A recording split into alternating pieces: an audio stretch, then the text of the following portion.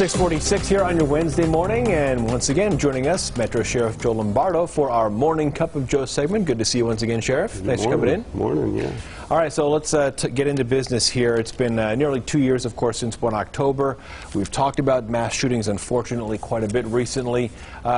People tend to reach out to others in similar situations, and I would imagine in law enforcement it's the same with these shootings recently in El Paso, in California, in Ohio. What relationship has Metro had with maybe those departments?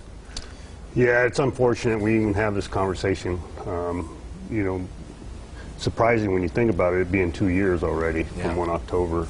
But as you know, we came out recently with the 1 October After Action Report, and we distributed that nationwide. So part of the major associations that police are involved, the major county sheriffs, major city chiefs, we made it readily available for them. And besides that, all the roadshow, I guess for lack of a better description, roadshow we did with Metro, going to other jurisdictions and talking about what we did and what we didn't do and how people can improve upon those kind of responses. But as far as El Paso and Dayton, yeah, that there has been some reach out to them folks. I know specifically they attended a couple of our briefings, and here locally we had Deputy Chief Steinbeck from the fire department and the coroner go out there to help them with their family resiliency center and those kind of things. But from what I've seen so far, the response has been very good. Well, and I don't know if it's related necessarily to what we learned from 1 October, what you learned from 1 October, but the response from law enforcement in the two recent mass shootings in Texas and Dayton, obviously it was a tragedy that did take place, but the reaction was very, very fast. They got to the scene pretty quickly, so maybe there was some learning that's already taken place in those areas. In particular in Dayton, I believe it was maybe a minute. Yeah, and if that, yeah. And that's a direct result of some of the recommendations. Hopefully it's from our recommendations, but I believe it is so that, you know, officers are equipped with rifles, higher, you know, firepower per se, to respond to different incidents where the suspects have, you know, large weapons or those type of items that we have to be aware of those even during special events now. Let's talk about something that's happened recently here in the Valley. We had a lot of response here at 8 News Now from an incident. A Metro officer forced to shoot and kill a family dog last month. Some people were concerned maybe the officer didn't need to respond with lethal force in this case.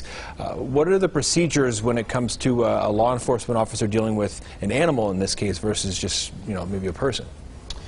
Yeah, it's unfortunate we have those type of encounters in law enforcement, but it's a part of our daily business sometimes more often than not. I actually researched after this shooting.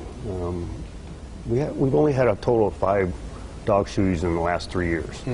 So, but we had some concerns with some shootings we had previously in previous years. So, as a part of training, mandatory training, officers receive mandatory training in responding to how to deal with dogs. We equipped our supervisors with dog catch poles to assist in those different situations. It's unfortunate in this event there was what we believe to be a homicide had occurred out in front of the residence. The front door of the residence was open. We didn't know if we were looking for some suspects. Currently, it was a dynamic or static scene, and the officers ended up in the backyard area and encountered the dog. So I want people to be comfortable in knowing that we receive training how to deal with dogs, and it is not our intent to use deadly force against the dog as our first choice. We do what we can to prevent that from occurring. It's unfortunate, but you know, the officer has the duty to protect themselves and others. So. Very quickly, last week there was a road rage incident on I-15. A person was shot and killed, a road rage incident on the freeway. First of all, is there any update on that case? And second of all, how should people respond if they are involved in some sort of road rage on the highway? The update is we still don't know who did it. We've put some video out in the media space to get some assistance from the public. Maybe they recognize the suspect vehicle. We're tracking back camera systems all the way through California. So we're relying on somebody that sees something, say something in this event. We don't have the actual any physical evidence that we can draw from at this point, but we tend to be more successful than not in these type of investigations.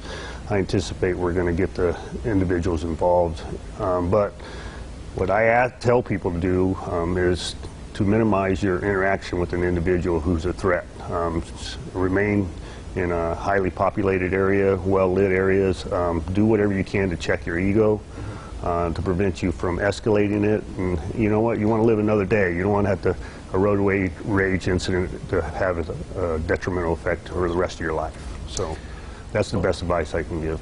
Sheriff, thanks for coming in once again this morning. Good to see you. If you have a question for Sheriff Joe Lombardo, just head to 8newsnow.com. The link is on the right side of the page, and you can find out if your question is answered every Wednesday.